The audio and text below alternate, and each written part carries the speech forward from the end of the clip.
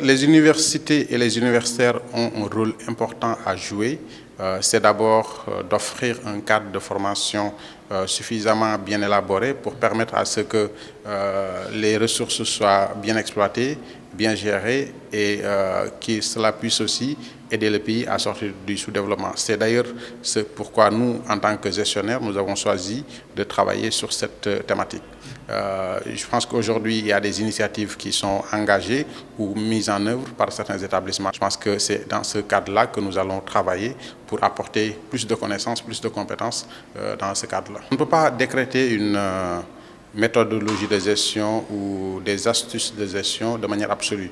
Je pense qu'il nous faut une approche partenariale, intégrer l'ensemble des parties intéressées à ces ressources, faire en sorte que leur exploitation ne se limite pas seulement aujourd'hui, mais qu'on soit dans une perspective à long terme.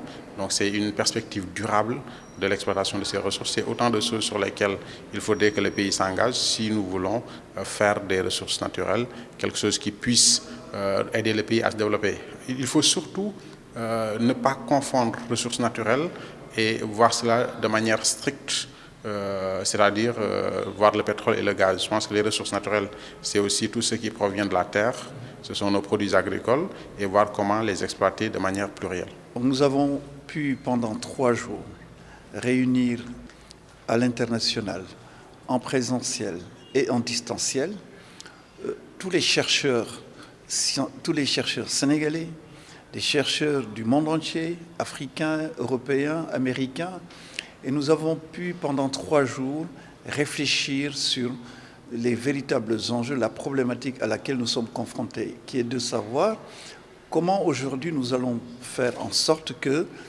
le Sénégal, que l'économie sénégalaise, l'économie africaine de façon générale, puisse bénéficier des bienfaits dont le bon Dieu nous a dotés. Tout le monde sait que l'Afrique est le continent le plus riche au monde, mais il y a un paradoxe, c'est que c'est aussi le continent le plus pauvre. Et nous voulons réfléchir pour voir quelles sont les solutions, quelles sont les hypothèses sur lesquelles nous devons travailler pour que demain, la jeunesse africaine en général, le peuple africain en général, puisse bénéficier des avantages de ces ressources naturelles et qu'on évite surtout ce qu'on appelle le syndrome hollandais, qui consiste à avoir des ressources et de ne pas en profiter.